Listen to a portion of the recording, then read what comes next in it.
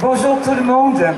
Bon, je crois qu'on est vraiment heureux d'être là et je suis heureuse de vous lire cet appel qui a été signé par Vandana Shiva, qui a été signé par Bill McKibben, qui a été signé par Desmond Tutu, par exemple, une centaine de personnalités. Laissons les fossiles dans le sol pour en finir avec les crimes climatiques. Nous sommes à la croisée des chemins. Nous ne voulons pas nous trouver contraints à survivre dans un monde devenu à peine vivable. Des îles du Pacifique Sud à la Louisiane, des Maldives au Sahel, du Groenland aux Alpes, la vie quotidienne de millions d'entre nous est déjà perturbée par les conséquences du changement climatique, par l'acidification des océans, par la submersion des îles du Pacifique Sud, par le déracinement de réfugiés climatiques en Afrique et dans tout le sous-continent indien, par la recrudescence des tempêtes et des ouragans. L'écocide en cours menace l'ensemble des êtres vivants, des écosystèmes et des sociétés, menace les droits des générations futures. Ces violences climatiques nous frappent inégalement.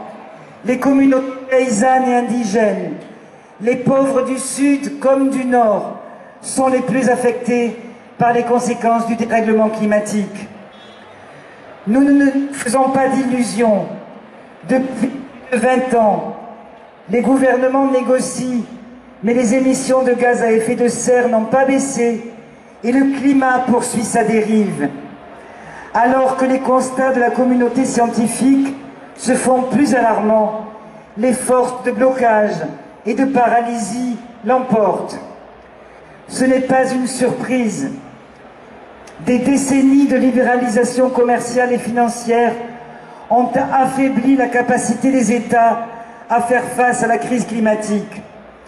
Partout, des forces puissantes, entreprises du secteur fossile, multinationales de l'agrobusiness, institutions financières, économistes dogmatiques, climato-sceptiques et climato-négationnistes, décideurs politiques prisonniers de ces lobbies, font barrage et promeuvent de fausses solutions.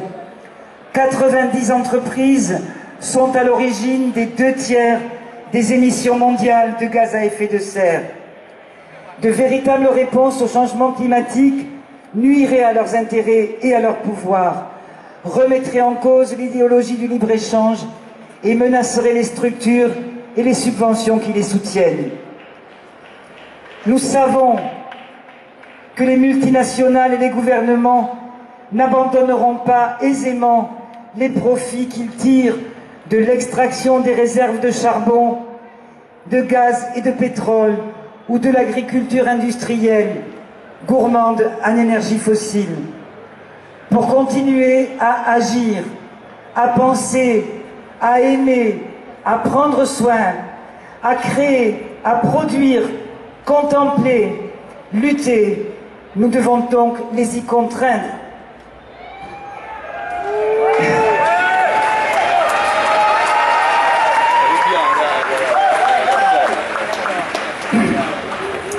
Pour nous épanouir en tant que société, en tant qu'individus et citoyens, nous devons agir toutes et tous pour tout changer. Notre humanité commune et la Terre le demandent.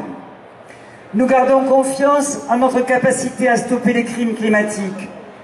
Par le passé, des femmes et des hommes déterminés ont mis fin aux crimes de l'esclavage, aux crimes du totalitarisme, du colonialisme ou de l'apartheid. Elles et ils ont fait le choix de combattre pour la justice et l'égalité. Et ils savaient, elles savaient, que personne ne se battrait à leur place. Le changement climatique est un enjeu comparable et nous préparons une insurrection similaire. Nous travaillons à tout changer. Nous pouvons ouvrir les chemins vers un futur vivable. Notre pouvoir d'agir est souvent plus important que nous ne l'imaginons. À travers le monde, nous luttons contre les véritables moteur de la crise climatique. Nous défendons les territoires, nous réduisons les émissions, nous organisons la résilience, nous développons l'autonomie alimentaire par l'agroécologie. À l'approche de la conférence de l'ONU sur le climat à Paris-le-Bourget, nous affirmons ici notre détermination à laisser les énergies fossiles dans le sol. C'est la seule issue. Concrètement, les gouvernements doivent mettre un terme aux subventions qu'ils versent à l'énergie fossile. Ils doivent geler leur extraction en renonçant à exploiter 80% de toutes les réserves de combustibles fossiles. Nous savons que ça implique un changement historique majeur. Nous n'attendrons pas que les États agissent. L'esclavage et l'apartheid n'ont pas disparu parce que des États ont décidé de les abolir, mais par des mobilisations massives qui ne leur ont pas laissé le choix.